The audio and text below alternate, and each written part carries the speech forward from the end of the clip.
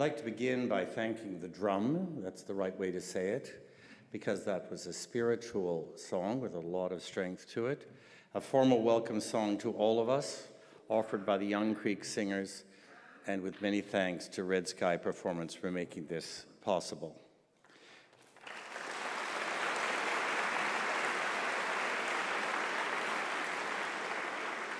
And thank you to, at the same time, because it's deeply intertwined, to Chief Stacey LaForme. This morning you welcomed 50 new citizens at the citizenship ceremony that was the first event of 6 Degrees, and you do us great honor by your presence tonight as we are on the traditional territory of the Haudenosaunee, the Anishinaabe, the Huron-Wendat, and most recently your people, the Mississaugas of the New Credit First Nation.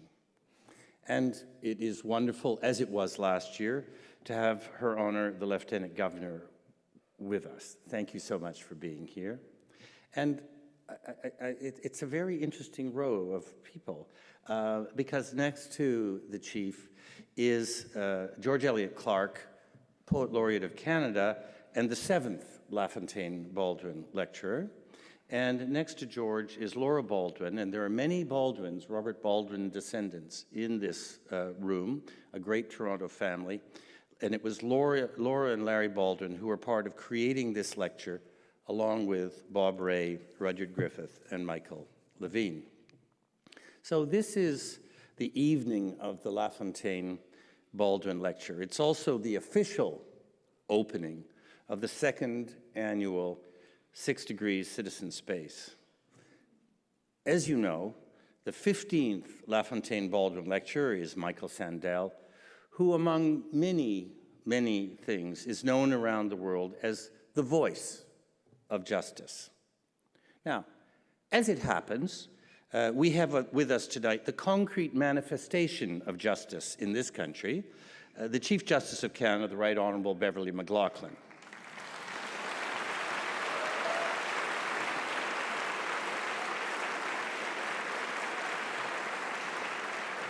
And I hope you won't mind, I want to take a minute on that. The Chief Justice is, as many of you know, the first woman to hold this role in Canada. The first, and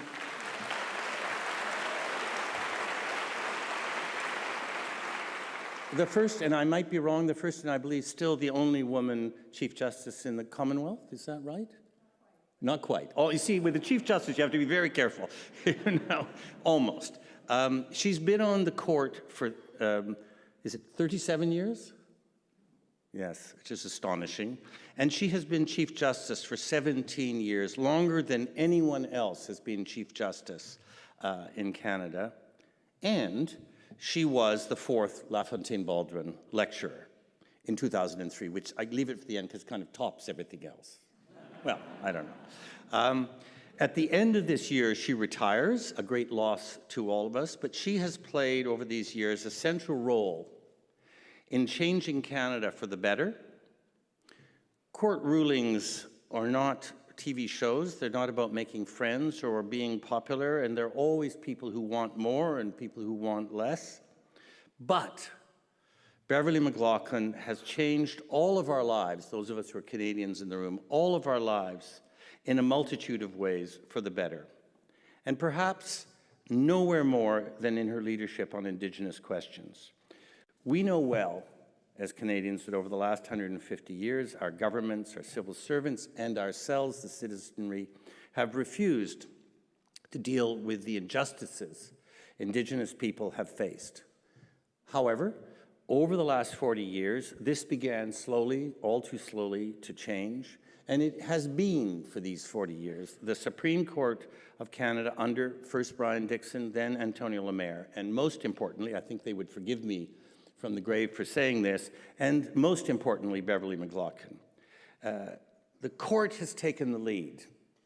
It's astonishing that in this country, it's the Supreme Court which is leading the people and the government and the bureaucracy in reform in this absolutely essential area. And this is a little odd, but you think of these decisions. I'm not going to do hundreds of them, but she was central to the Delgamutt decision, where it was decided that the court, and again, I'm going to look nervously over here, where it was decided that the court would recognize oral memory going back 100, 150, 250 years over the written documents of the Canadian government, an absolutely revolutionary step with enormous implications for all of us.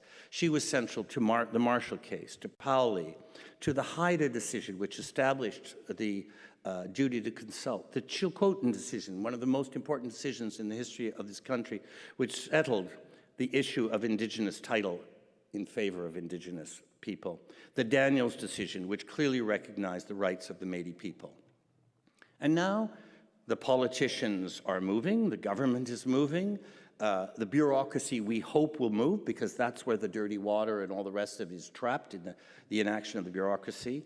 And I believe very strongly that when the history of this period is written, I am certain that what you have done, Chief Justice, will become part of a shared mythology of respect, citizenship, and justice. And so I wanted to say on behalf of all of us, thank you very much.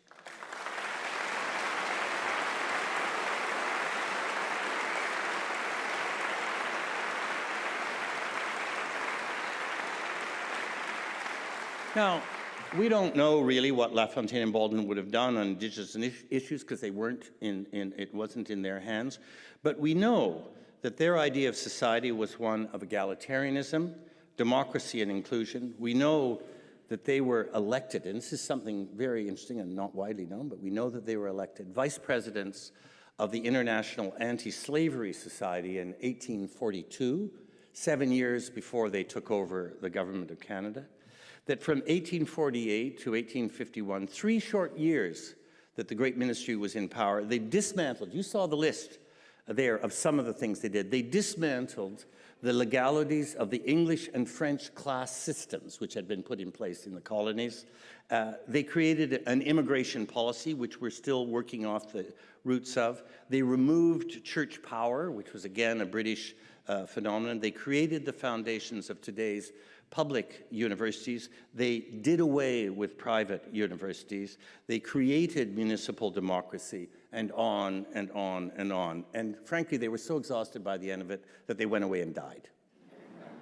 You know, Baldwin went crazy. LaFontaine held on for a few more years. They just died. They were in their 50s when they died, completely exhausted.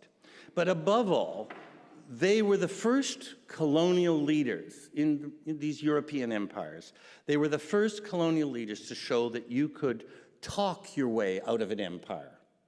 Since we couldn't shoot our way out, 37 didn't work, they set about talking. Canadians love, you know, complex, hypocritical, surprising, devious ways of negotiating. And they really invented that way in order to get us out of the British Empire. And they took the first big steps. They were also the first really government in the West to develop the idea of a non-monolithic nation-state built on complexity, a profound rejection of the Westphalian European US model of oneness. They came to power as part of the European democratic spring in 1848. By 1849, as you all learned in your, I hope, in your history lessons, violent counter-coups across Europe has swept away all of the European democracies that had come into place in 48. The only survivors were Nova Scotia and Upper and Lower Canada, the Canadas. And so for 5 months in 1849, there was a sustained attempt by the colonial elites to have a counter-coup in Canada. LaFontaine and Baldwin were faced by massive riots, went on for all those months, led by the colonial elites, the Family Compact, the Chateau Clique. Parliament was burnt down. There were repeated attempts on the lives of both of them. And I tell you this story for one reason, their reaction. Through all of these months, buildings being burnt down, property lost, what could be worse in an English descended property owning place, buildings burnt down. And their reaction was that they refused any violent response. They, the government, they had an army. They gave orders that the army was not to open fire on the mob. The commanding general, a very experienced general, an older fellow, found it so stressful to maintain order without being able to shoot anybody that he had a stroke and died. It's in the middle of it all. It was really something. In other words, LaFontaine and Baldwin introduced the idea of restraint into the maintenance of public order. This was the beginning of what we now think of often as Gandhian nonviolent politics, but that would come almost a century later. So, the group of us in '99 created the LaFontaine-Baldwin Lecture as a platform which would constantly remind us of the need for an ethically driven imagination coming from those with power, any sort of power. The model of LaFontaine and Baldwin in public policy is that you must continually reimagine what justice looks like, what citizenship means, what diversity and belonging imply. So you can see how Michael Sandel fits into all of this. It's obvious. He is central to the humanist theme of not being afraid to ask real questions. There's a reason that millions and millions of people follow his course on justice. He is a very important philosopher of our day. He is a carrier of the modern humanist cause, and this may be a little controversial, but he has rescued philosophy from the closed shop of scholasticism. He has brought philosophy back out into the public space where it belongs in a way which Socrates would have understood, but I think that LaFontaine and Baldwin would have also understood exactly what you're doing. Here we are in a divisive era with public discourse at risk, and with that risk, democracy and justice are also in danger. Michael brings us face to face with ourselves, with each other. I'm very proud that he's here with us tonight as the 15th LaFontaine-Baldwin Lecturer, Michael Sandel.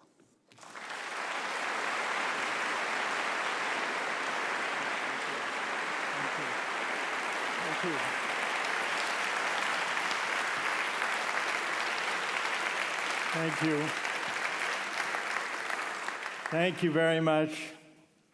Thank you, John, for those generous words. John Ralston Saul and Adrian Clarkson,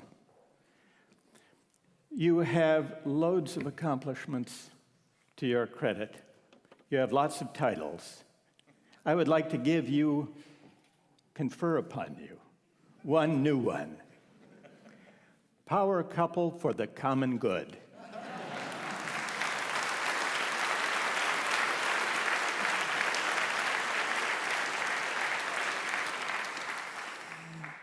LaFontaine and Baldwin, they were another kind of power couple. Great reformers, great friends.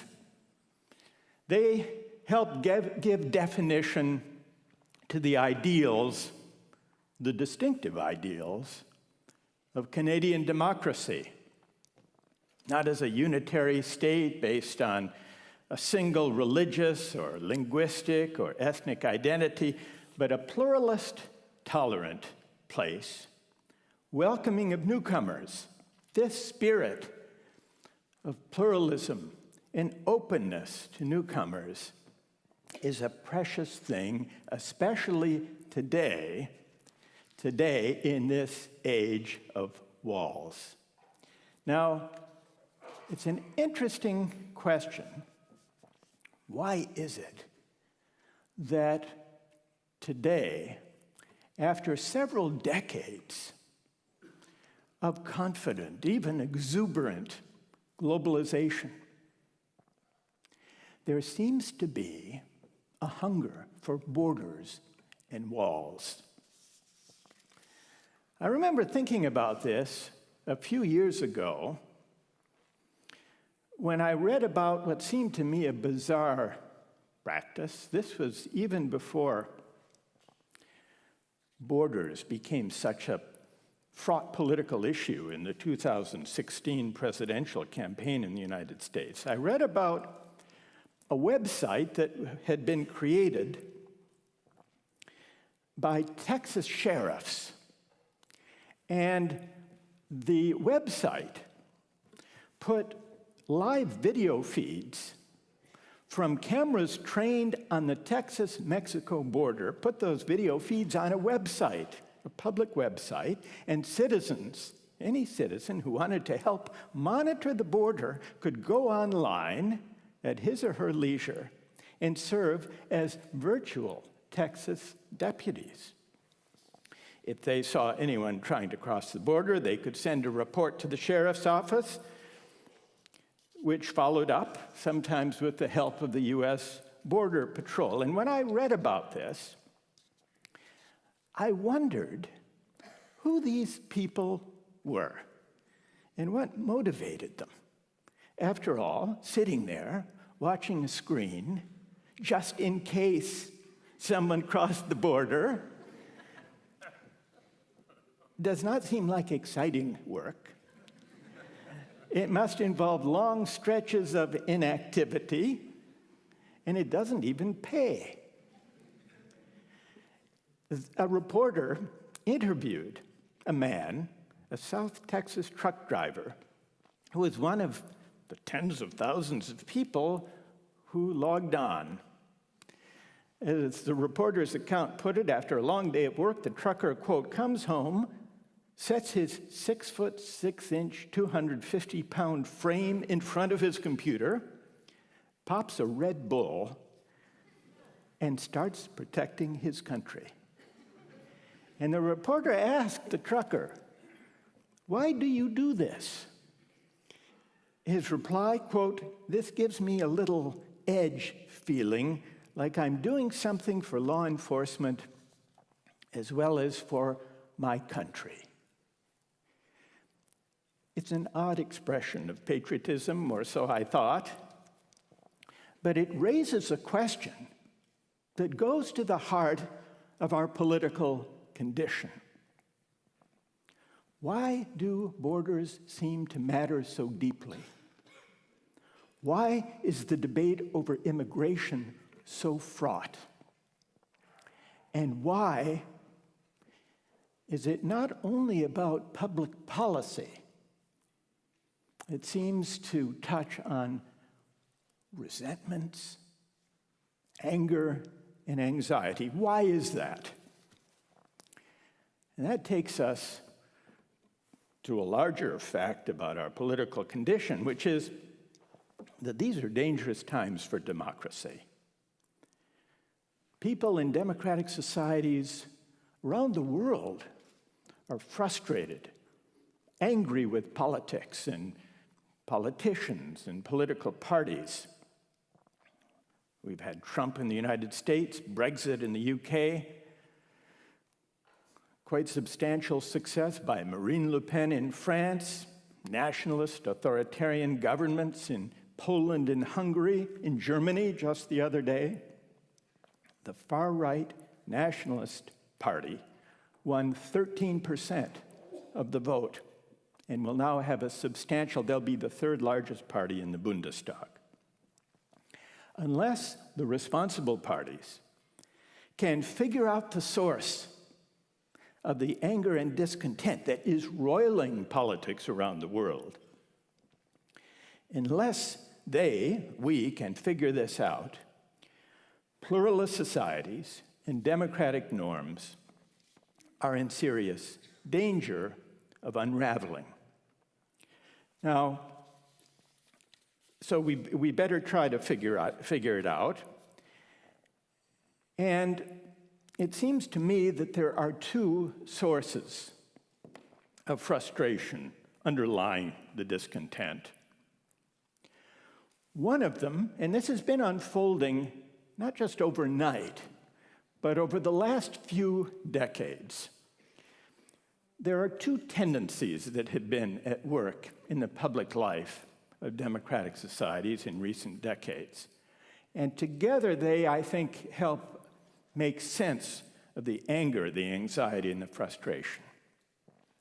The first is that for the last 3 or 4 decades, democratic societies increasingly have been in the grip of a kind of market triumphalist faith. And by that I mean a faith in the idea that market thinking and market mechanisms are the primary instruments for defining and achieving the public good. We've drifted, almost without realizing it, from having market economies to becoming market societies. The difference is this: a market economy is a tool for organizing productive activity, but a market society is a place where almost everything is up for sale, where market thinking and market values begin to reach far beyond the domain of material goods into social and civic life. Health, education, law, the media, politics. That's one trend.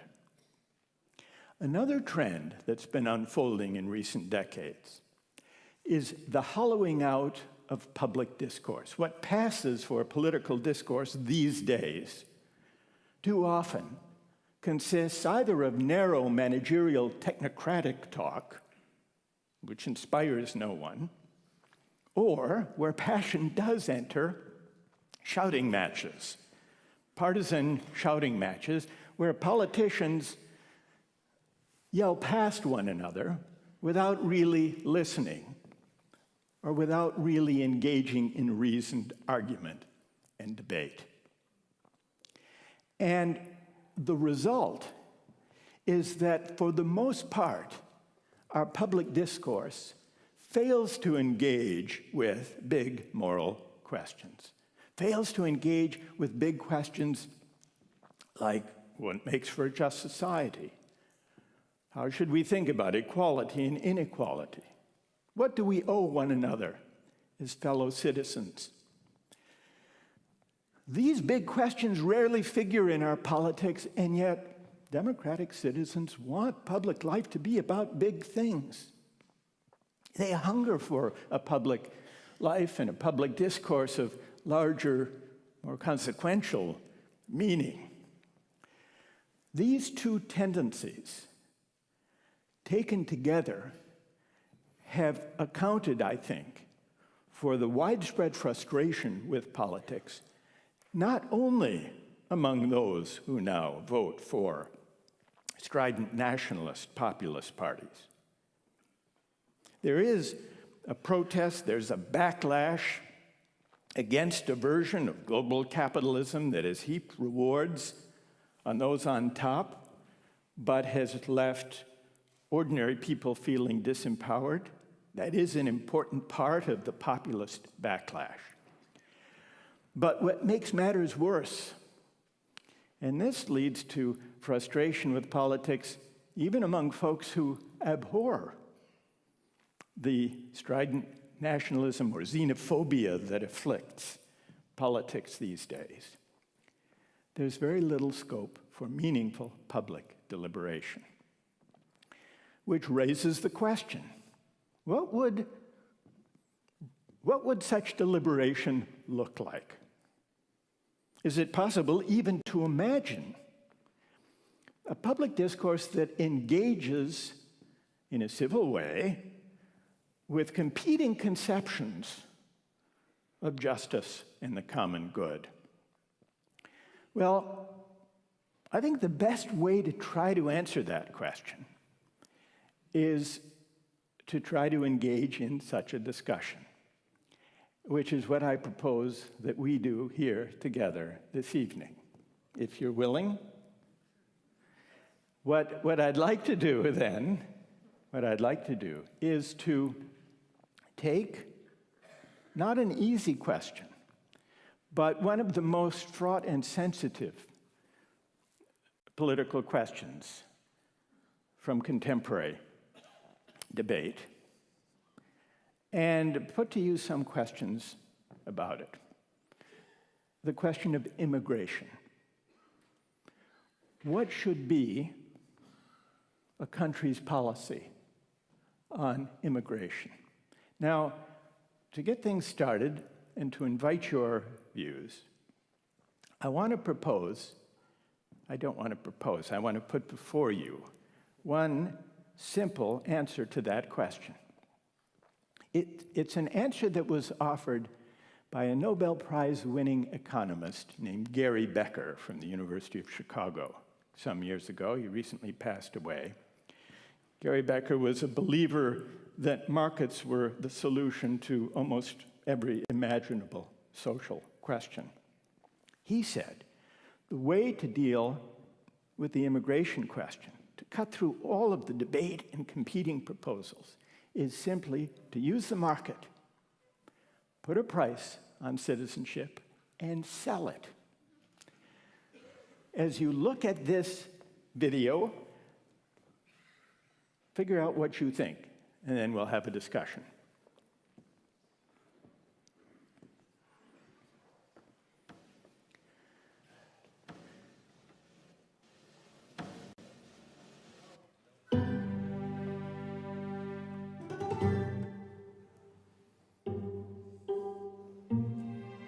Many people want to immigrate to the United States and other rich countries.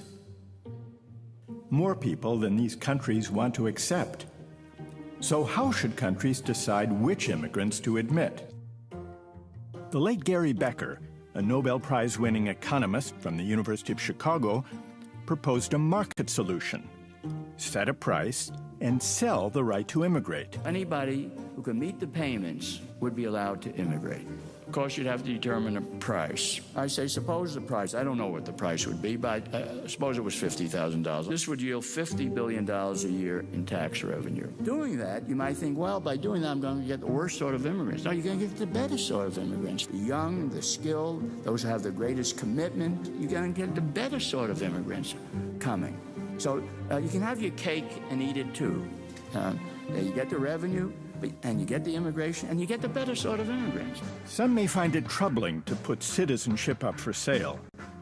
But the idea is less radical than it seems. Many countries already do something similar, offering visas and passports to foreigners who invest a certain amount of money. Next year, anyone from outside the EU can apply for EU citizenship as long as they're prepared to pay €650,000. Here's how the program works. An immigrant must be willing to invest at least $1 million to start a business in the county or buy a broken one and fix it. What do you think? Is selling citizenship a legitimate way of attracting foreign investment and creating jobs? Or does putting a price on the right to immigrate cheapen the meaning of citizenship? All right, let's begin by seeing what people think. By a show of hands, how many people would be in favor of Becker's proposal to sell citizenship? Raise your hand, those of you who are in favor.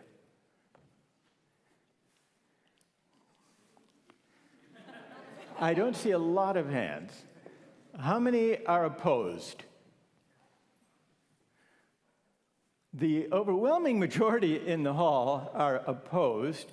So let's begin by someone who's in favor. We need a brave volunteer who voted in favor, who can say why he or she thinks this would be a good solution. Who will begin our discussion? Just put up your hand. All right, toward the back in section 4, stand up, we'll pass you the microphone. First tell us your name, and then tell us what you think. So my name is Emerson. I think market solution is market is a good solution for citizenship because, well, I know Becker says that the people who are most able to afford this price tag for citizenship are the most productive people. So it's a good way to kind of screen high skilled people into the country. Yeah. So I agree with that. I am an economist by trade and also a philosopher. So You're an economist, Emerson. You're an economist? yeah, I'm a master's student in the economics department. I see. So you study economics, and you're attracted by the market solution because it would bring to Canada, to use the example of this country, the most productive people using the market, the price signal, to do that. Yeah, that's Gary Becker's argument. I totally agree. Okay, all right. Let's, Emerson, hold on to that microphone for a moment. Okay. And let's see if there is someone, the majority of people in the hall disagree with Becker's proposal. So let's hear from someone who disagrees. What would be your reason? Yes, in number 11. Stand Hi. up and tell us your name. My name is Angela. I also study economics. Aha! Okay. Well, my dream school is University of Chicago for my PhD, but I guess you don't want to go there.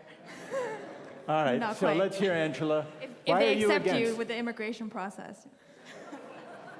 All right, Well, hang on. Why do you disagree?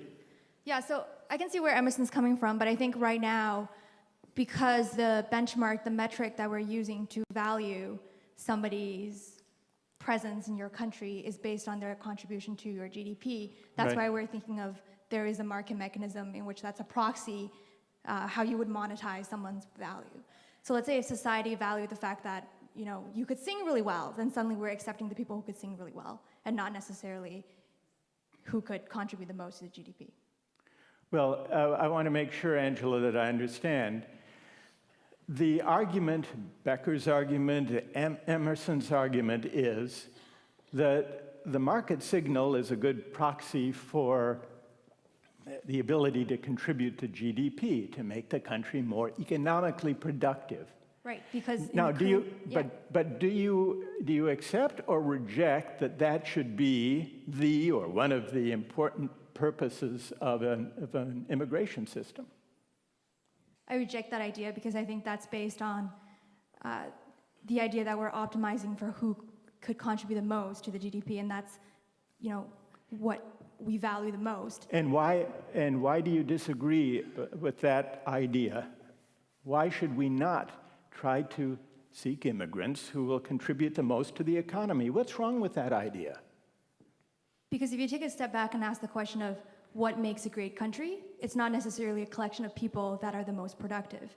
And what that would be, that's kind of what's up for debate. Right. So you think there are other values that people bring independent of their contribution to economic productivity. That's your argument. That's right. Okay. Let's hear, is there someone, what would you say? Number 2, microphone number 2. Stand up and tell us your name.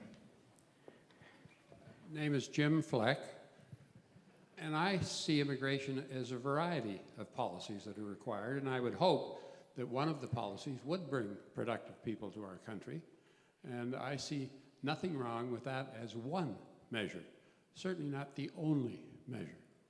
And how did you vote on the Becker proposal, Jim? Well, I didn't know, and of course it's one of those questions that if it's the only one, I would vote against it. If it's one of several, I would vote for it. And do you think if the ability to contribute economically should be one factor among others, should it be the primary one or should it be a lesser one? What do you think? It partially depends what the country needs. And Let's talk about Canada today. all right. Canada today needs productive people. So I would say that I would think it is one of the ones that we do need. Okay, thank you for that. Yes, in microphone 3. And if you would stand up and tell us your name.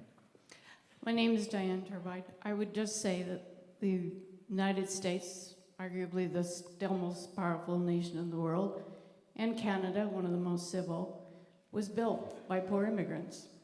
By poor immigrants. Yes, the majority of people who came here were poor and were fleeing some trauma at home, conflict, religious persecution or otherwise, and built the country.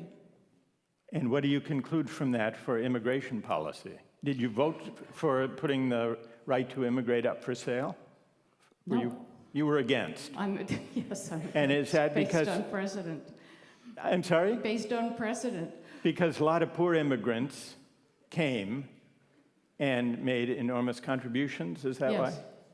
Yes. But do you accept, what do you think about Angela's argument that contributing to the economy should not be the primary basis for letting people in? Do you agree or disagree with that? I agree with that.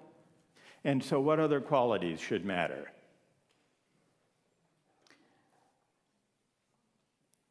I think a recognition that people come to build a life, Right. that they bring values, that most people want to build a life for themselves and their family, and they want to contribute, and they want to survive in a society that believes their values are their contributions are acknowledged. So there are and enabled. non-economic forms of contribution to the common good to do with values, and those can't be captured by GDP. Yes, but they inevitably include it. I mean, people want to make a living, and they end up making economic contributions in pursuit of a better life. All right, thank you for that. Now, Becker's proposal gained very few adherents in the room, but there are immigrant investor programs. You've heard of these? Canada, until very recently, had one. Quebec still does, though not at the federal level any longer. The US has immigrant investor policies where if you invest a certain amount of money or give an interest-free loan of 800,000 Canadian dollars to the government, that's how the policy worked for 5 years, you can become a permanent resident. Now, I want to go back to Angela and then take a vote on, do you see the immigrant investor basis for letting people in? Is that objectionable for the same reason you raised? Or would you be for it? Actually, my parents came here on an investor program, so I hope they're not watching this live stream right now. Wow.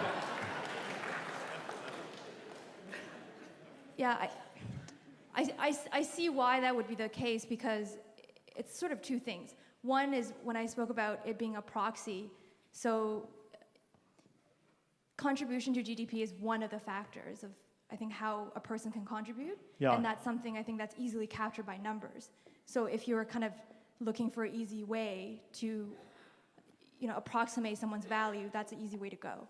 Right. It's also an easier way because it's a shorter term capture of what that value is. Right, okay. Now, there's the immigrant investor visa. There's also something that looms quite large in Canada's immigration policy, which is skill-based, employment-based point system to become eligible for immigration. The US admits relatively fewer based on skills and employment, more to do with family. But let's take a vote on the skill-based immigration policy, which is not investor, it's not investing money, but it's having the skills to contribute to the productivity of the Canadian economy. Let's take a vote on that. How many think that as a general matter, a point system based on skills for the employment market is a just immigration policy? How many favor that? All right, let's say one of. All right, one of. Although people weren't saying that when they were voting very quickly on selling. All right, so, and how many are against? How many think it's unjust to admit people on the basis of a point system based on job skills? Mainly. The majority, in Canada, I believe, I could be wrong about this, the majority are admitted, is that right, based on the point system which weighs skills heavily. Let's hear from, I should mention that though the US differs in this respect, President Trump says he admires the Canadian system and wants to change it, the US system, to be more skills-based, less family-based. I didn't mention that before I took the poll. Yes. Stuart, stand up and tell us your name, please. Bill Grant. I don't think you describe it strictly as a skills-based system which is focused on creating productivity in the country and therefore makes it an economic tool along the lines of what you proposed earlier from The Economist. I would reject that. When you look at the balance in the system, take bilingualism, for example. Knowledge of the French language, which is an important part of our cultural heritage, is an important part of the skills. Now, you may say that's an economic skill, or you might say that is a contribution to the cultural diversity of the country and the nature of the country we are. So I would reject your clear classification of our system as being purely economically skill-based. Oh, all right. No, it's much broader than that. Okay, wait. Let's stay with that point, which is I'd rather not. I'd like to get out now. No.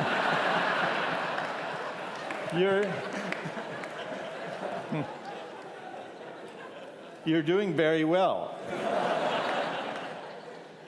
Now, so you would favor the point system. It's true, doesn't only measure job skills.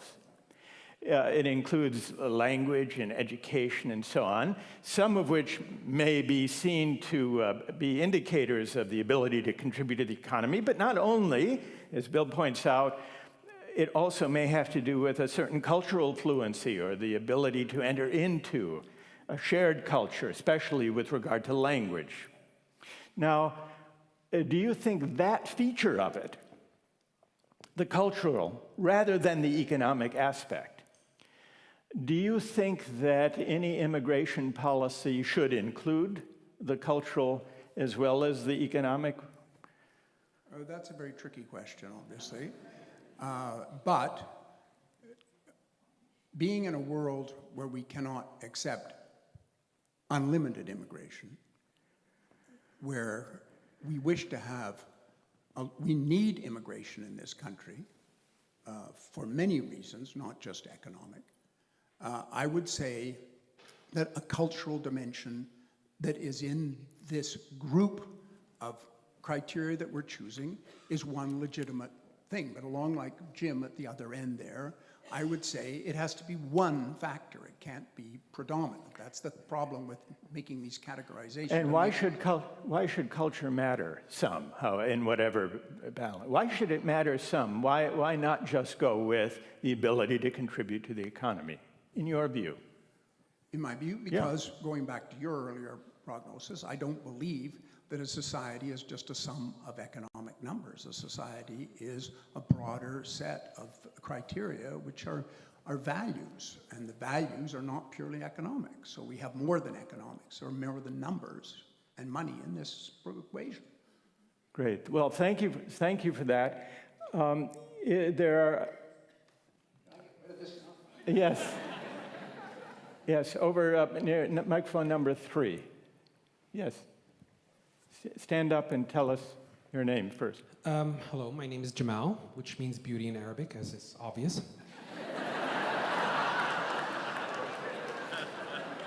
No laughing, please. As someone who entered Canada based on the Skilled Workers Program and became a Canadian citizen 1 year ago, I'm obviously in favor of the Skilled Worker Program. However, I want to point out the flip coin of the Skilled Worker Program. We're considering the receiving end. For me, as a person who came here, I felt that this system, while fair, also distinguished people coming to this country, especially from the developing world, like myself, based on education, skills, etc., which would be available only to elites in the developing world.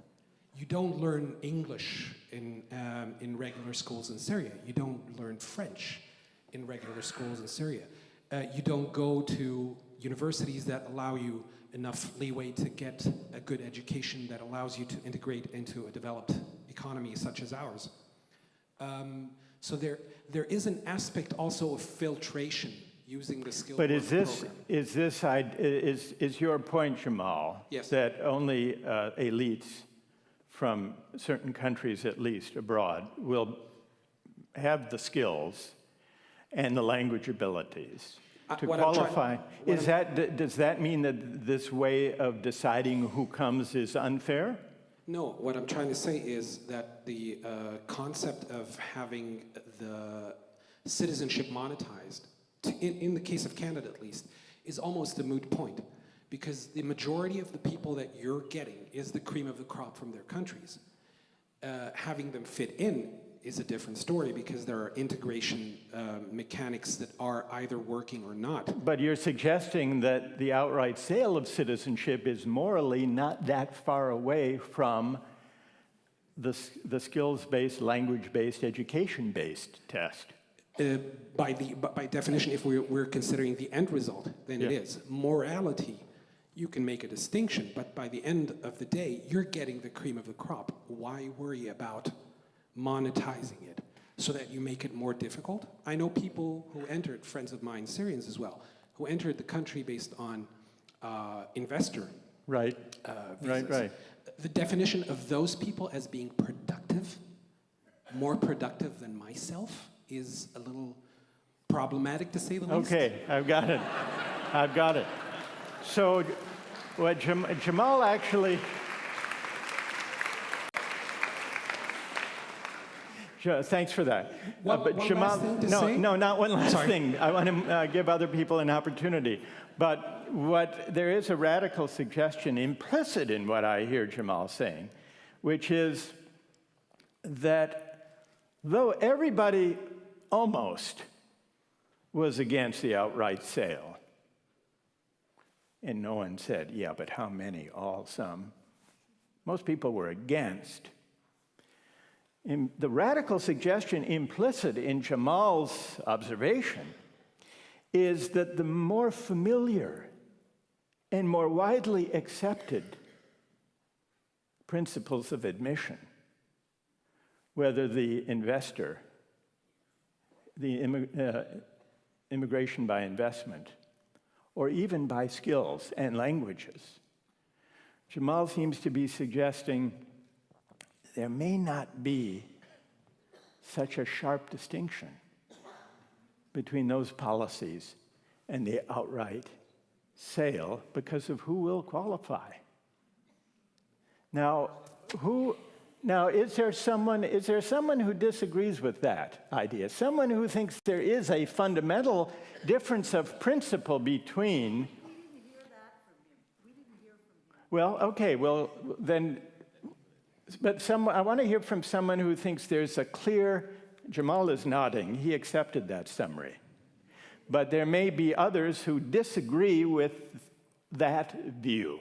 And I want to hear if is there someone who thinks there is a clear difference of principle between the outright sale and these systems that give advantages to, well, Jamal calls them elites, the cream of the crop in his phrase.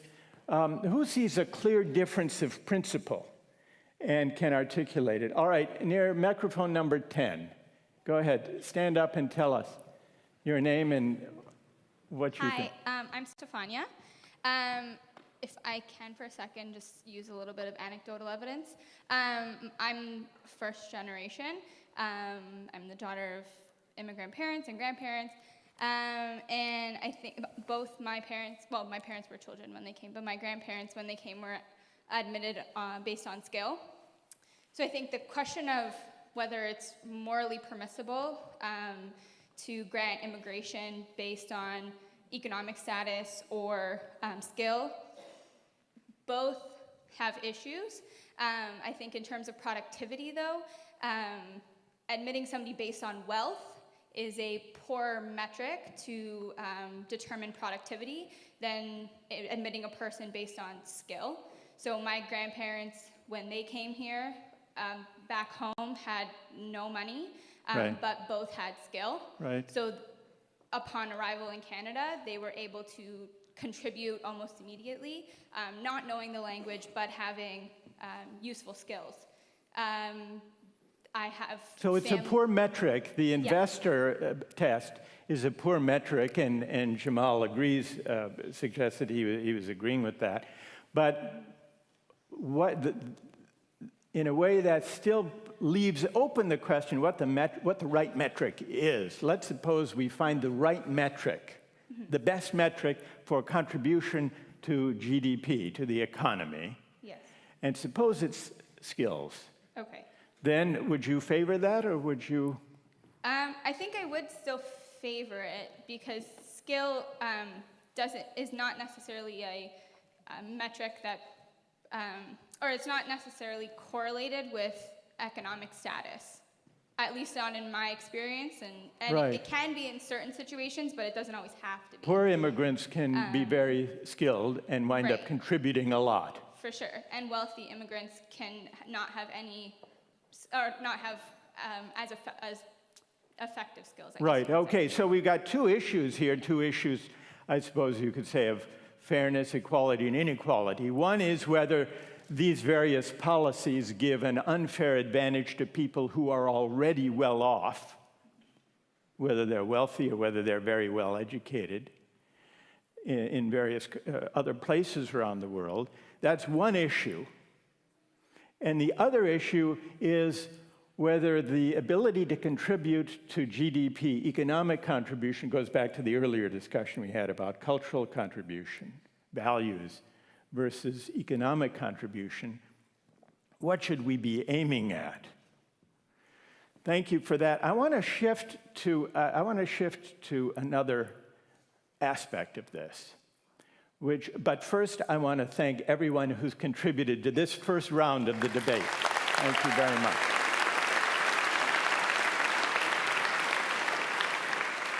Now, we've in this first part of the discussion, we've taken for granted that not everybody who wants to come should be able to come. And we've not really questioned that premise. So I would like to put to you the following question. Now, most people agree, we'll see whether that's the case here, that countries don't have the right to prevent their citizens from leaving. How many people agree that countries don't have the right to keep their people in, to prevent them from leaving? Is there anyone who thinks countries do have that right? Anyone? 1, 2, 3. What? Yes?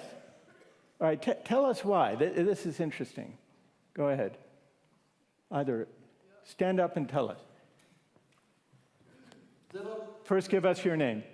My name is Gazan, and I'm from Ethiopia Yeah. originally. Yeah. But, there are countries who protect their citizens not to go out, depending on their, different reasons. Sometimes they hold them on the airport with different pretexts, and. But what would be a legitimate ground for a country limiting the right of exit? Political reasons. There are countries, this undemocratic and countries which are which have this.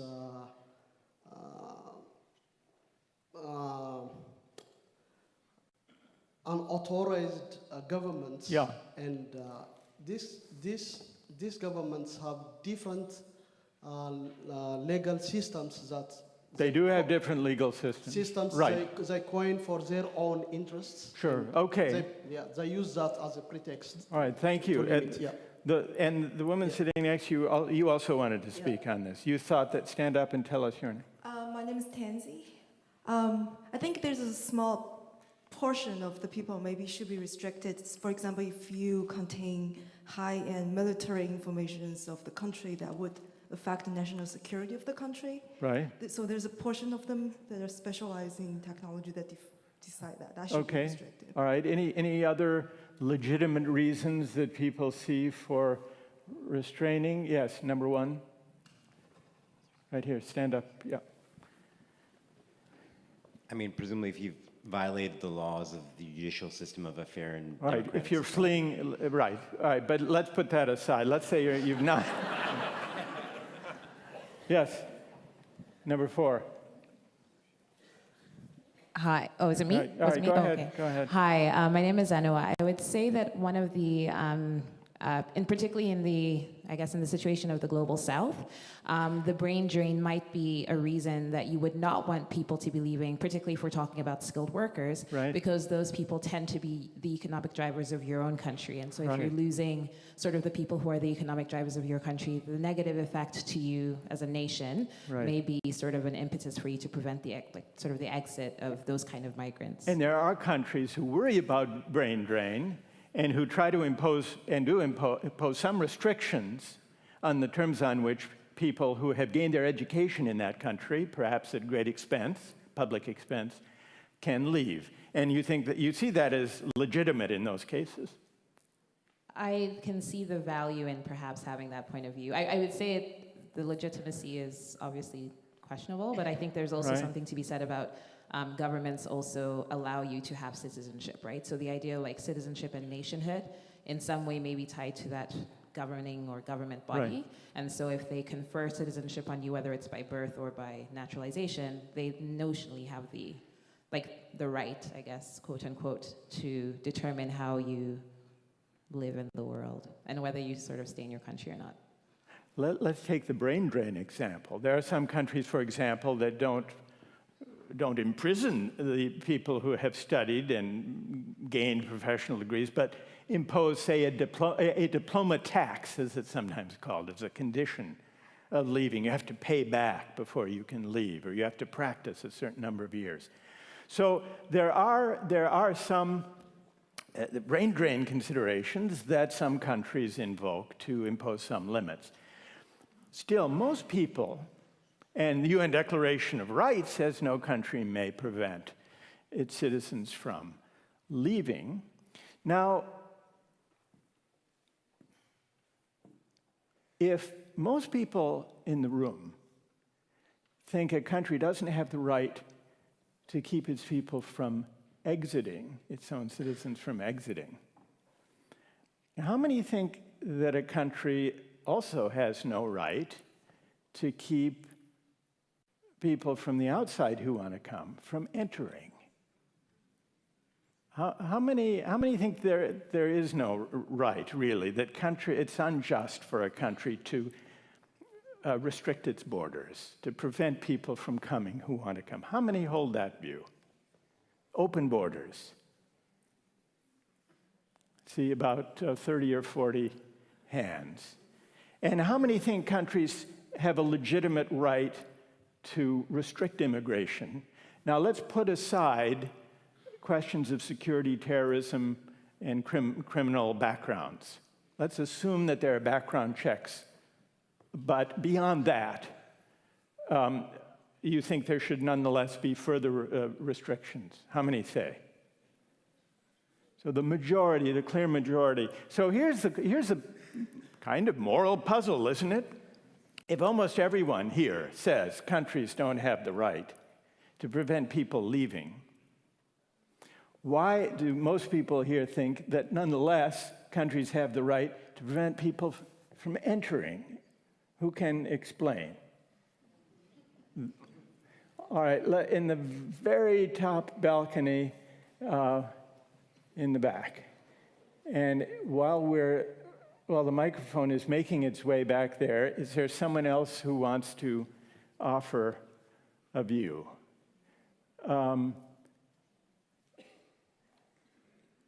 Who else? Yes, right down here, number 2. Yeah, all right, you've got one there. You can get the microphone here in the meantime. Testing. Number 13, go ahead. The microphone doesn't, okay. My name is Marie. I would like to go to the heart of the question is, what are the common elements, necessary conditions to form a good, peaceful country? A place that we can settle, a place that we love to be there, a place that we can have identity as who we are and together as a whole group. And then the second question is, what are the current reality in the modern world? Money, yes. The economy, yes. The tycoon is using a huge amount of money, flooding in the country, and buy the real estates in a short period of time and put up the whole price, and everybody is working very hard. Okay, but wait. I'm getting a little bit lost. And so, are you for or against countries having the right to restrict entry? Because of the current reality, then every country should have the right to select the people, to protect the people, and to protect the land. Because of the current protect the people, though, we're assuming that there are background checks to prevent terrorists or criminals from coming. But once they protect the people from terrorists and criminals, why should countries be able to keep people out who want to come? That's our question. What's your answer? There are another kind of violence. It's using money. Using money to buy a lot of things within a short period of time and increase the price. And then this is reality in many countries, in Hong Kong, and now in these 2 years in Canada. Boosting, you worry about the real estate prices being driven up. That's your worry. Okay, I've got it. Okay, we had someone, microphone number 2. Please stand up and tell us your name. My name is Dejene. I am concerned about the economy and population pressure. The economy cannot support people coming from outside because the economy cannot support them. If many people. Yes, if too many people come, the economy can't support them. Yeah. And what does that mean? That there would not be enough jobs, or that wages would go down, or that public services couldn't support them? Is that the worry? Yeah, definitely, because there is a limit for a country to function. I mean, there is no extra excess, economy to support them if you don't restrict somehow. Some immigration. All right. And tell us your name again, please. My name is Dejene. Regine? Dejene. Yeah. Thank you. All right. Dejene argues that the reason for restricting immigration is the economy of countries, even affluent countries, can't support everybody who wants to come. And I want to hear from someone who disagrees with that argument, who favors open immigration. What's your reply to that argument? Yes, right here. Microphone number 5.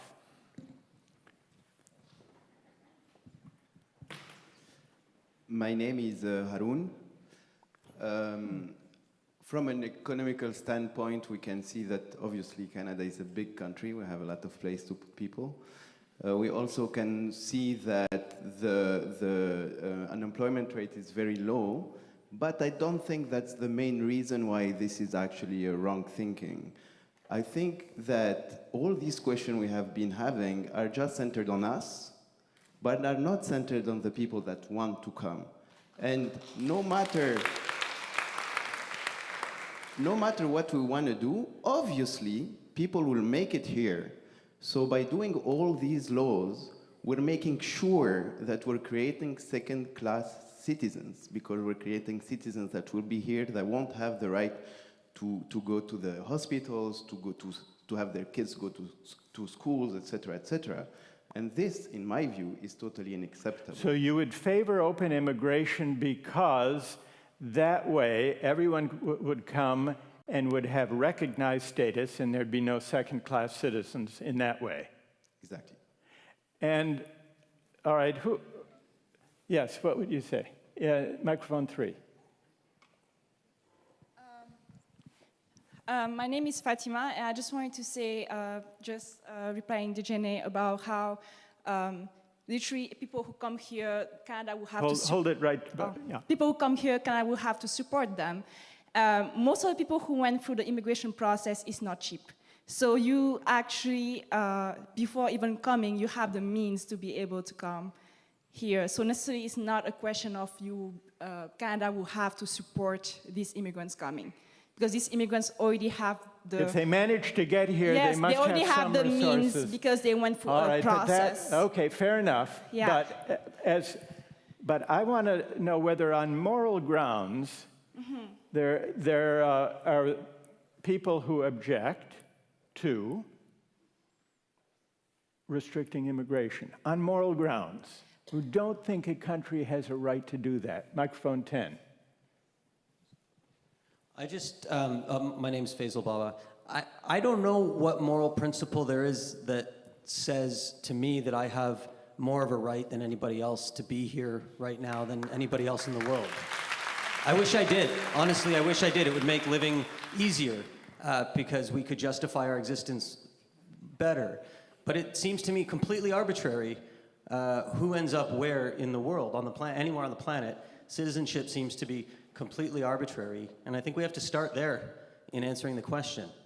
And if it's morally arbitrary, a matter of luck, where we land on the planet, then, Faisal says, on what grounds can we, having been lucky to land in an affluent, agreeable place, claim the right to keep other people out who weren't so lucky in where they landed? Do I have it right, Faisal? Correct. All right. Stay there. All right, stay there, Faisal. Keep the microphone. And I want to hear someone who disagrees with Faisal on the issue of principle. He says he can't find a principle that can say why, since landing here is a matter of luck, the lucky people have the right to keep the less lucky people out. Who has a reply to that question? Yes. Stand up and tell us your name. Hello. Hi, my name is Ola. Before I say what I think, I want to say that I am a refugee and a child of 2 refugee migrants who also had no real skills coming here. They were fleeing civil war. But what I do want to say is that I agree with Faisal. Oh, you agree with him? You don't disagree? At the same time, I want to provide some nuance. And I want to say that I think that we see ourselves, especially as Canadians, as people who want to open our borders and allow everyone to come and benefit from the great, things that we have in this country. At the same time, I think that we can do more, and that's through multilateral and multi or international cooperation. We can be part of what it's like, or be part of the process of building frameworks in other countries that allow people who actually live there, whether it is in conflict or in downturned economic times, to contribute to their societies. To flourish there without having to It's basically international development. Right. We do that, we have done that in the past, and I think in my past work with refugees in some Arab countries, many of them don't actually want to leave. They want to stay, they want to contribute to their countries, but they have no governments and no real prospects to be there. Right. They're intelligent people, and they want to contribute to their countries. Of course, they're pushed up against the wall, they have children and families, and they have to make harsh decisions. But I think at the end of the day, some, not all, because I can't speak for all, but some really do want to contribute to their countries. They just don't have the space to be able to do it. And I think as Canadians, we can contribute to that, whether it's through like CEDA or our government or whatever it may be. But I agree with Faisal. I want to say that. I think there is a luck in the draw, and I consider myself part of that. But at the same time, I think it would be great to contribute to other countries. I've got it now. But we have now, and Ola adds the duty or the possibility of helping people in developing countries where they are. But she agrees with Faisal's basic claim that it's a matter of luck, therefore how can there be a right to keep people out? And I want someone who disagrees with Faisal on that point, and who can offer what Faisal says he can't think of, a moral principle to explain why countries have a right, why citizens of an affluent country have the right to restrict immigration. Yes, in microphone 4. Thanks. My name is Tim, and I don't have I agree with the basic moral stance about more openness, but I think countries, particularly democracies, do have a right to determine who enters and can't enter as a matter of democratic principle. If we are to be a self-governing people, regardless of whether we're fortunate or not to be here, citizenship is allocated on different bases, but typically birth in the place is one of them. And this is the LaFontaine-Baldwin series. If we weren't allowed to overthrow the colonial yoke, the imperial yoke of what became the external oppressor, then we would have had no moral claim to become Canada. So I think that the criteria we use should be broader and different. But I think as a matter of democracy, we have a right to determine who can enter and not, just as I think we should have a right to determine that foreign corporations should not be able to sue on investor right bases. Okay. It's a democratic sovereignty argument. Stay there. Okay. Stay there, Tim. Faisal, you still have the microphone? I am. All right. What do you say to Tim, who says the principle that you're missing is the right, the sovereign democratic right of a political community to govern its own fate, to decide who comes? What do you say to that argument? I think that's a political principle, not a moral principle. So I don't know what to say to that. I have different politics. I think that's a classic liberal response. Well, but wait. But apart from labeling it, you didn't respond to it. You labeled it. What the implicit moral argument that Tim has made is that democracy is not only a political assertion, it's also a moral principle that people gather to govern themselves collectively, and that requires that they exercise some control over their collective fate and destiny. Do I have that right, Tim? Yes. Okay, what about that, Faisal? I think Democrats disagree as to how big the tent is and how we define who's us and who's them. I'm building a fan base here, Michael. Although it sounds a little bit small at the outset.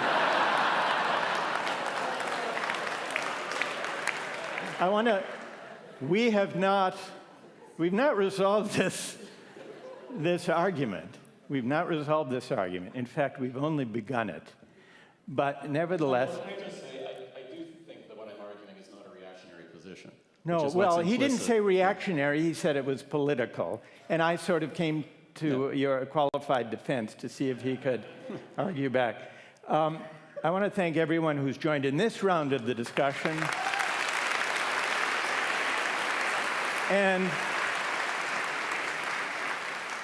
And just, I want to conclude just with a couple of observations. First, we have not resolved this question about whether, and if so, on what grounds, democratic societies, especially affluent countries like ours, have the right to restrict immigration. We've heard a couple of different reasons.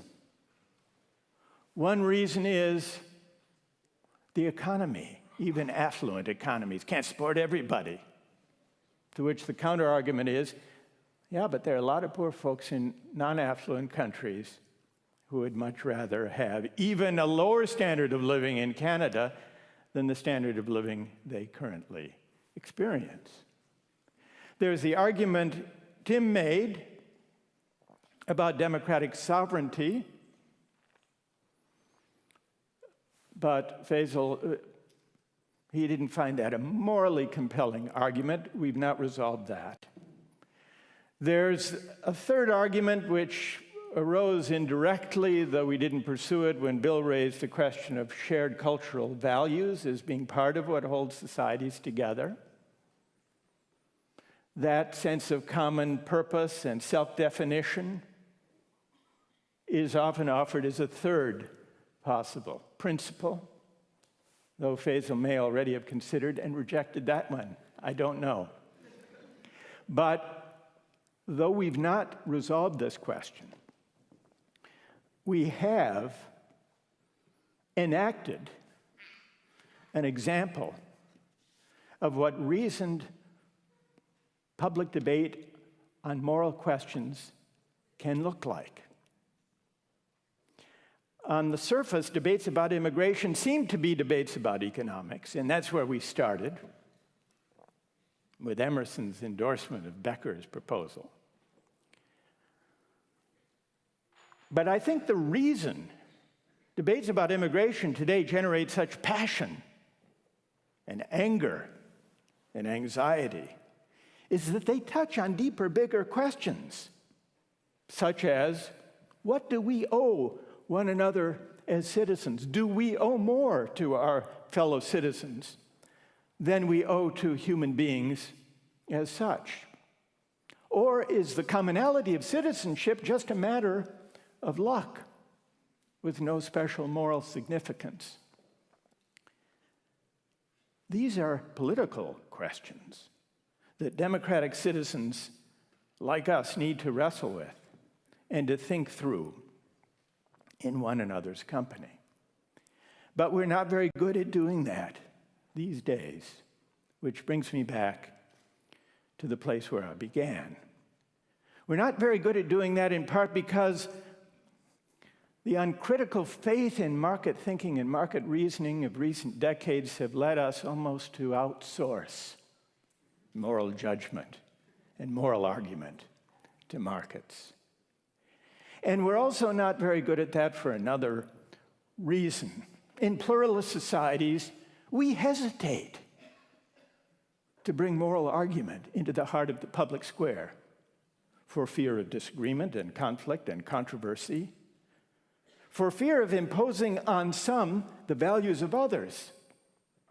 And so we develop a habit of resistance. It's as if we asked democratic citizens to leave their moral and spiritual convictions outside when they enter the public square. And it's for good and understandable reasons. And we think it's for the sake of mutual respect and toleration.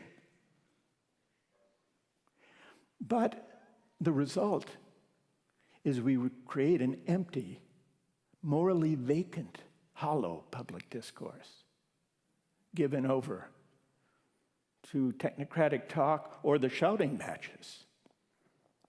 And this moral vacuum, this void, is eventually filled by strident nationalism and xenophobia and narrow, intolerant moralisms. The conclusion I draw from this is that we need to aim at a higher pluralism, not based on mere toleration, asking people to set aside their moral views when they enter the public square, but a pluralism of engaging with, not ignoring or avoiding, the moral convictions that democratic citizens care about. Not because this will lead to agreement, it certainly didn't tonight, but because it will, I think, make for a healthier democracy. And the prospect, the hope of renewing democracy, to fill the void that strident nationalism and angry populism has filled, the hope of doing that depends, or so it seems to me, on finding our way to a morally more robust kind of public discourse than the kind to which we become accustomed. A morally engaged, lively, sometimes contentious public discourse that looks, well, something like the discussion we've had here tonight. Thank you all very much. Thank you.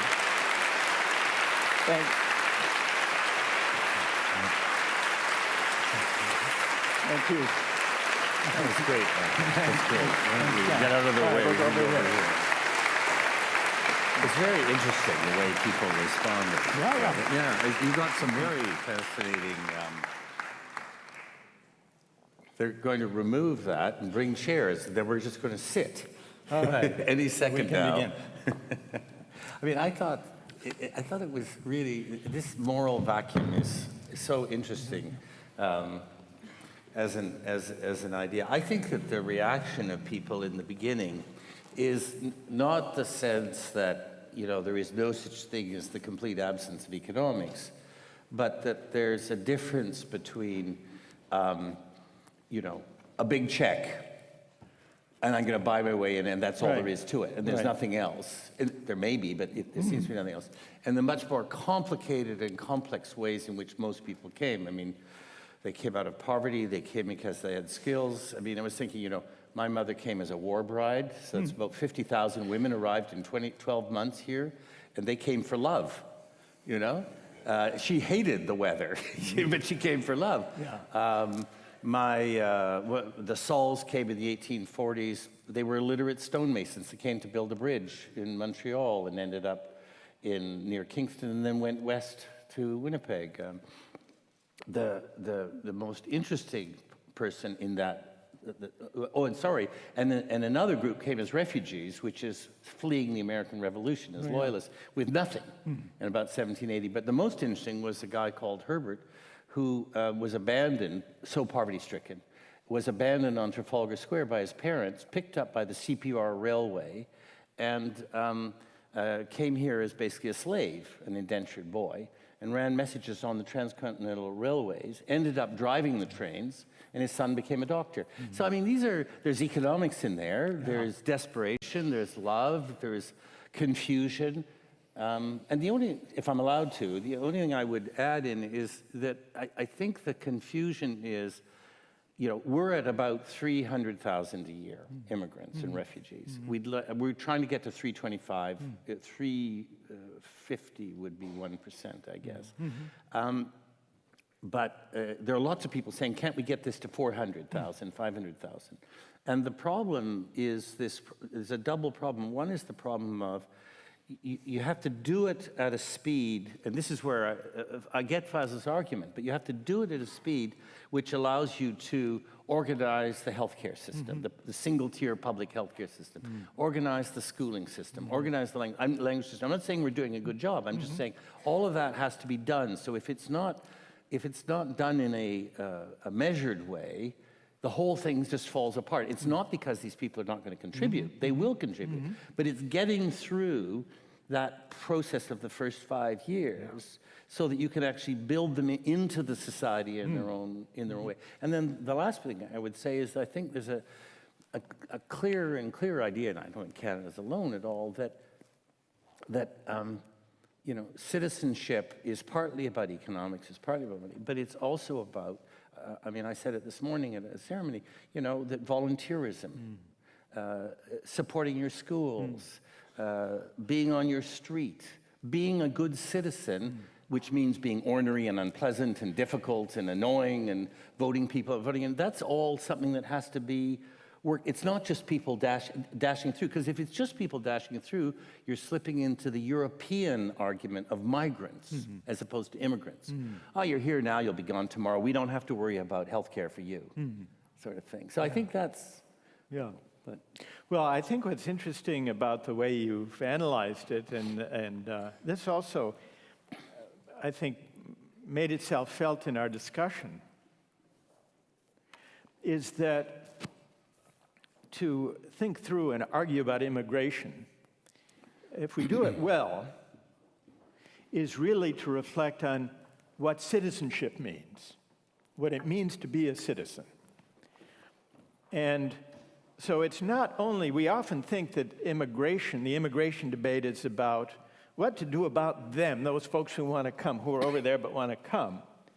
But it's equally, unavoidably about us, how we understand our community, the democratic citizenship we share and struggle with and wrestle with. And one of the things I liked about Faisal's provocative argument was it began with a question: what are we to make, those of us who are natural-born citizens of a country, even before the immigration debate gets going, what are our obligations as citizens to one another, to fellow citizens? And And what about the luck involved and the sense of duty and obligation that flows from recognizing the luck and fortune in landing in a prosperous, pluralist, democratic society? So I think part of the moral of the story is how debates about immigration prompt us to do what we don't ordinarily do, which is to reflect on what it is to be a citizen. Yeah, and I think that what you were hearing out of the audience in part was the incredible complexity of, I mean, we've had an immigration policy since 1848. And it's had highs and terrible lows. We've had moments of racism, exclusion, anti-Semitism, you name it, we've had it, right? But there's a line through it, and that immigration policy, very conscious, remembering that no European country has an immigration policy. Even though they take enormous numbers of immigrants, they actually do quite well with many of them. In many cases, it's going quite well, but they can't debate it because they don't have the policy. But this policy has always been about incredibly complex things. Farmers coming, the Syrian refugees who come, which I think is going to end up around 60,000. We made a conscious choice to go to the camps in Lebanon and Jordan, where the poorest, it's a generalization, poorest and often less educated people were, because for several reasons they were in great need, and secondly, their children were not really largely in school. So it was a way of trying to be helpful to them, but also to those countries which are being destabilized by the percentage, which is an argument against Faisal's argument, which is those two countries are being destabilized by the fact that they can't handle having 50% of their population being refugees, for which they don't have the structures of the money. So we took from there. And I have to say, again, I look at my own family, and you probably say the same sorts of things. From 1780 on, my family, pretty well every generation married immigrants or refugees. Right up to me, I married a refugee, a penniless refugee. She did okay. She did okay. But she started out penniless, right? They came in with nothing, lost everything. So that's the complexity of the point system, the family reunification. Sometimes it's not bad, sometimes it's not very good, and we keep changing it, looking for better solutions. You mentioned, John, of the European countries. Is very interesting, because I think it's not just that they lack, it's not that they lack an immigration policy, they lack an identity as immigrant nations, immigrant countries. The US, Canada, Brazil identify part of the self-understanding of those three societies at least, and there are a few others, that we are immigrant societies, that this is constitutive of who we are, of our collective identity, which doesn't mean we always live up to the finest traditions of those self-understandings. Certainly don't, yeah. But still, there's a great experiment going on now in Europe. And the experiment is whether societies that, unlike Canada and the US and Brazil, never defined themselves as immigrant societies, but are becoming de facto immigrant societies, how will they fare? And it's an interesting experiment because it goes to the question of whether the traditions and self-understandings of a place actually do equip those places like Canada and the US to navigate more successfully the travails of immigration, conflict, debate, and so on, than places that find themselves being multicultural places, but without that self-understanding. Or maybe they will evolve, revise self-understandings in the light of the multicultural de facto experience that they are encountering. I think that's the fascinating drama because, without going back further in history, from 1945 on, pretty well all the Western European countries were enormous immigrant countries, right? All the Germans coming back from the different parts of Europe to Germany, the displaced people, the waves after waves, and many of them were refugees, and it was extremely honorable what was done.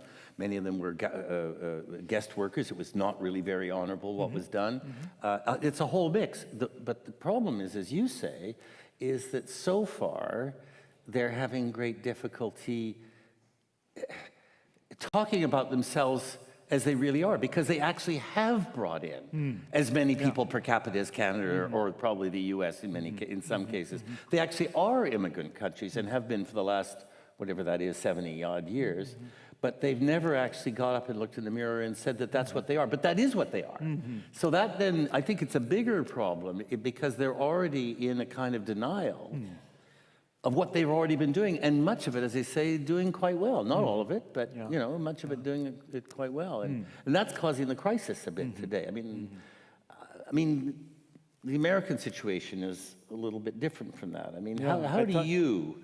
I mean, we haven't really talked about it. I mean, they're the easy things to say, but I mean, it is a curious situation. And here we are, the little mouse next to the elephant, you know, and watching the people we hear and see every morning, every minute of the day, the United States is present to us. It's very different from anywhere else in the world. We got this, what is it, 5,000-6,000 kilometer border. You're our dream and nightmare, our hope and ideal and fear, sort of thing. So, I mean, what do you think is happening? What do you think is going to happen? General question. 1 minute. No, it's a joke. Well, I think I would answer that on two levels. What will happen with Trump? I think that Donald Trump poses the American constitutional system with its greatest stress test since Richard Nixon. And my hope and my hunch is that the constitutional system will survive even this stress test. But it's not guaranteed. It's not guaranteed. There are two reasons for optimism. One of them, you may think, is being grateful for small things, but there's a good possibility that the malevolence of Trump will be defeated by his incompetence. And that's not a small matter, because would-be aspiring autocrats and authoritarians are often lacking in the human and political skills to bring it off, especially, and this leads to the more consequential basis for hope, in a system of established democratic institutions and an independent judiciary that provide a powerful restraint on even the ambitions of people with autocratic tendencies. So you may not find this a kind of warming optimism. It's a cautious optimism based on the conviction that I think the institutions are strong enough to hold and to contain even this not inconsiderable threat. The threat so far is less explicitly to the institutions than to the democratic norms that make those institutions strong. And so that's why there is a genuine concern, worry, that the norms, it's hard to predict what will be the longer-term consequences for democratic norms and expectations of the Trump presidency. And I think that already there's been some corrosive effect, and likely will be more. But so far that he's not been able to enact any significant legislation, even though his party controls both houses of Congress. So, on the other hand, he dominates the political moment, and to say nothing of the news cycles, by distracting from the legislative failures and policy failures, including the fact that he hasn't yet built a wall with Mexico, and he hasn't gotten Mexico to pay for it. No.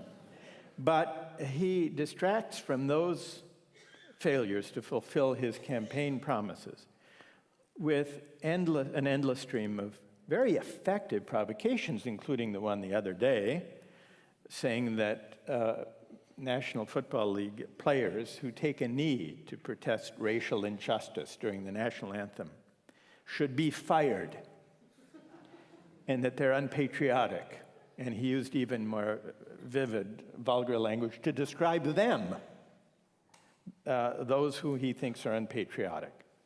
And you might say, well, the majority of people disagreed, which they did, and it created even more protests by players yesterday on Sunday, people taking a knee during the national anthem. But despite that, he succeeded. You have to remember that this isn't so much governance, or it's governance by the principles of a reality television show, which he understands. And it actually it's completely dominated news coverage, the whole thing about the football players.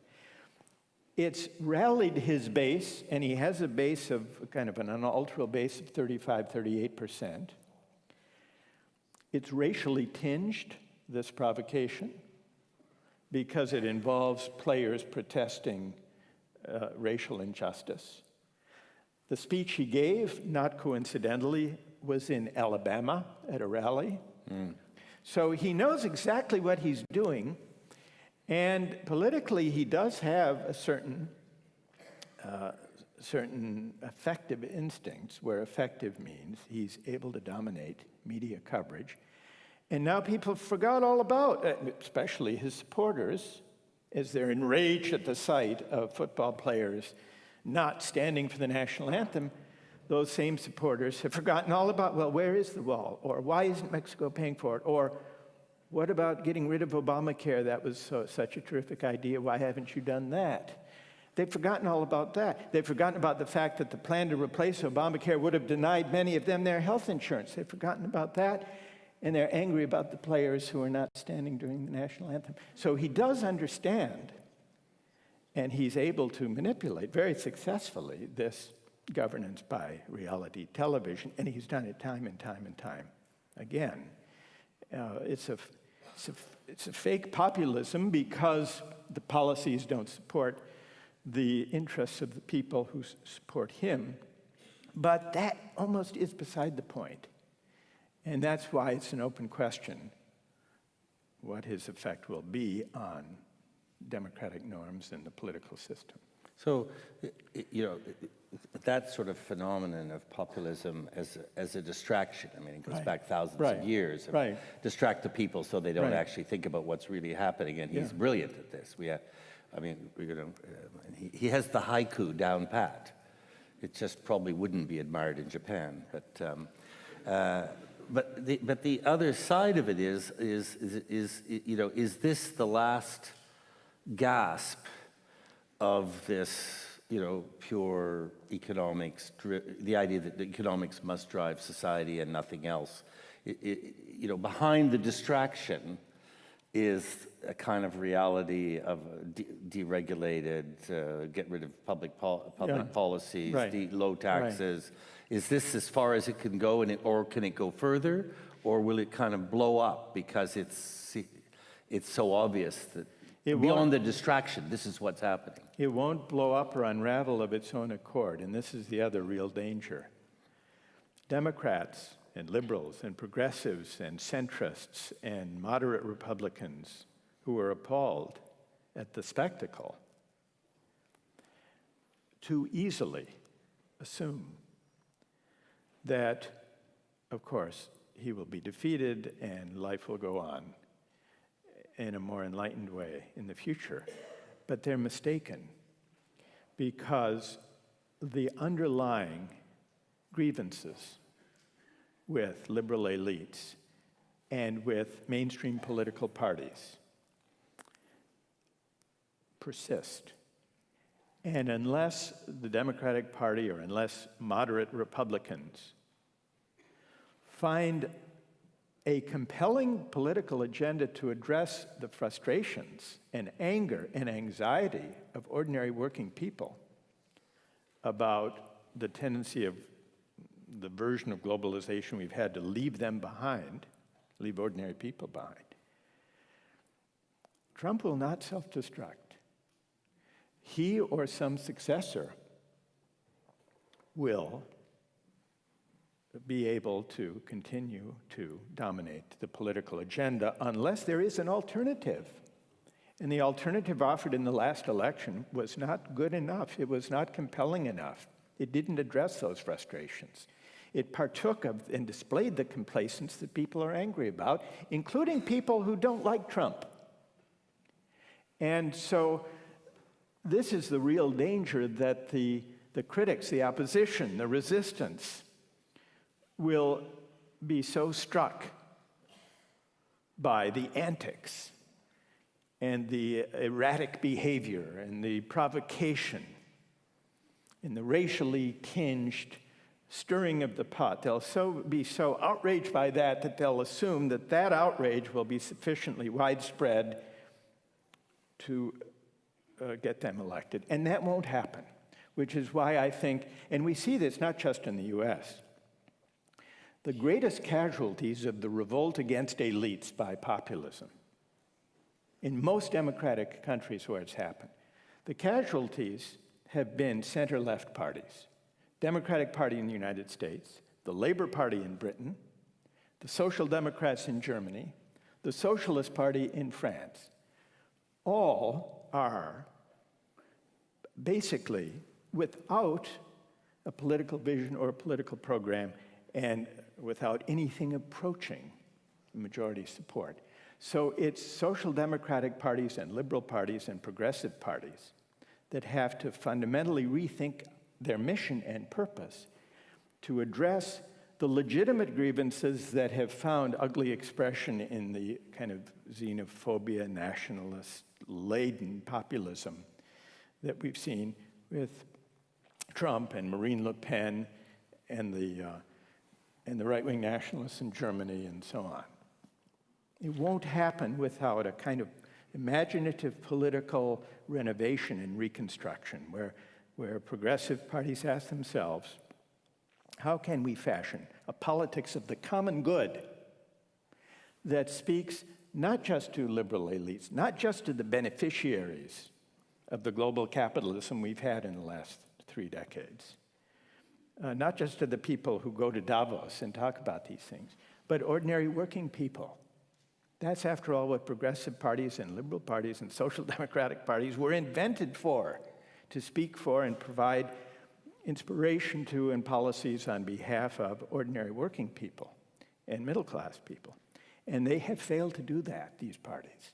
And so that, I think, is the biggest political challenge of our time. Thank you very much. Thank you.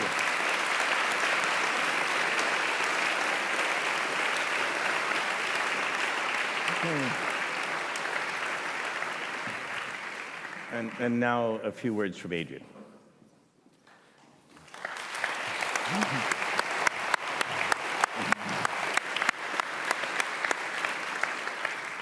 What an extraordinary evening to be in the presence and to hear the words and the solicitations of the philosopher of the public good.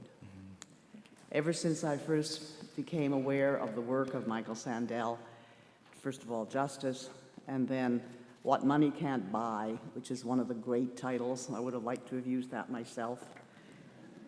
I did buy a dozen copies and gave them to people, including my beloved godson, whose grandfather is Bill Graham, because I thought at this stage in his life, when he just graduated from McGill and was about to go to business school, this is what he had to read.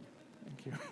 And it is, to me personally, so fulfilling to have you here on this stage, speaking to us, eliciting from the people who have come ideas which they knew they had but didn't know could be formulated in such a way that they could be with each other.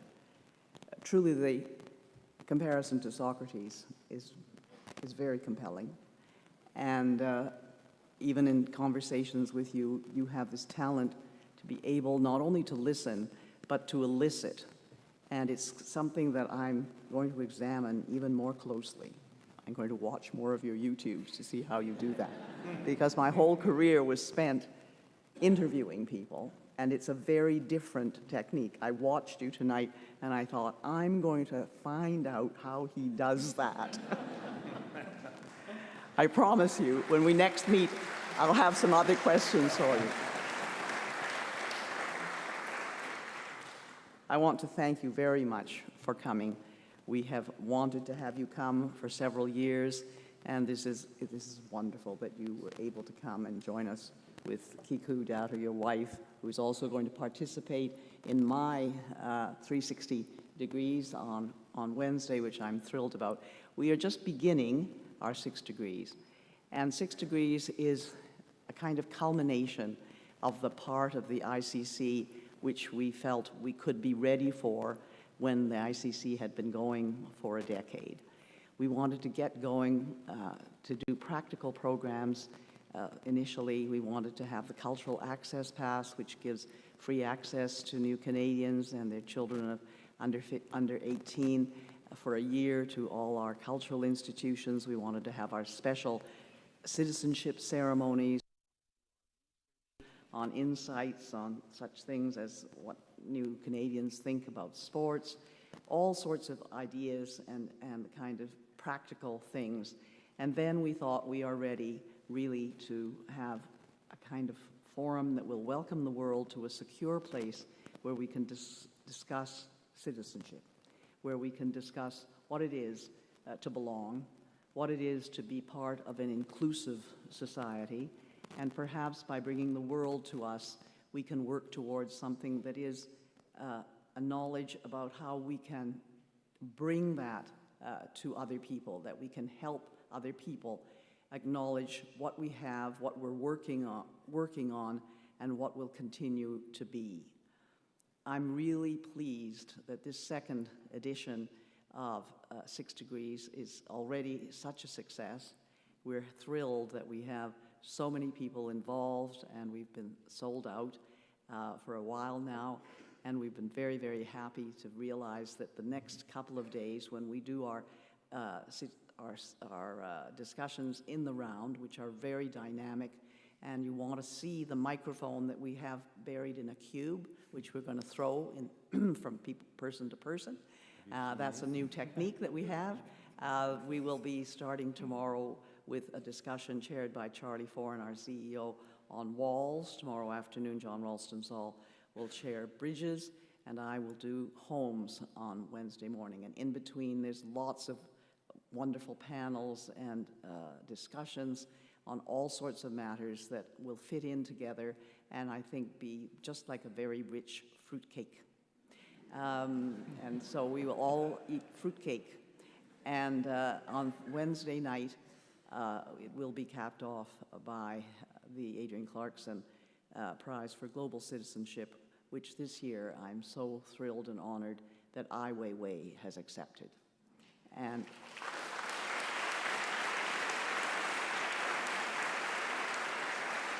it is the first time that he has been to Canada, and we know what a wonderful show we had here at the Art Gallery of Ontario. In 2013, he wasn't able to come. We've had his zodiac figures around the pond in our city hall. We had the 3,000 bicycles that whirred away during Nuit Blanche a few years ago. So we know his work. He is arguably the most famous artist on the planet, and he is an artist who understands that by being irresponsible, he is totally responsible for everything. Amazing figure, and we will be very happy to be welcoming him here on this stage on Wednesday night. Michael has agreed to sign books, and there are his books for sale in the lobby following this. This has been a wonderful evening, and you have been a wonderful audience. I think we have all realized that we are bound to each other in that, Thomas Huxley said in the 19th century, by an electric bond of being. And that's what Michael Sandel has been able to do for us. And therefore, we have all been part of something very special. Thank you for being here, and I hope to see you in the next few days. Adrian, there's a video for a minute. Oh, there's a video. I'm sorry. There is a video now. 1 minute. 1 minute. 1 minute video that might seem longer. Do you want to sit down or are we ready? Here, please. Please, go ahead.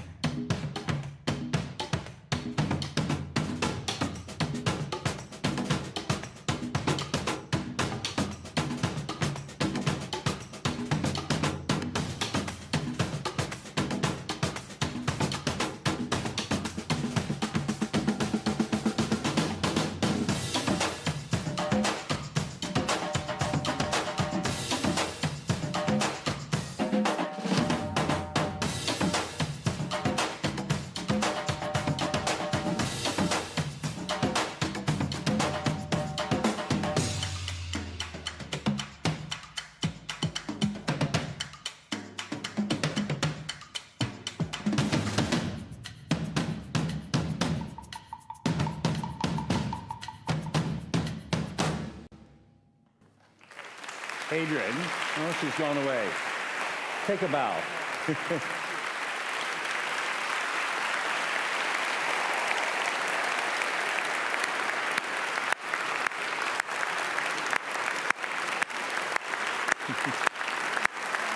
So I'm going to go out with Michael, okay? Great. Let's go out. We'll go out now.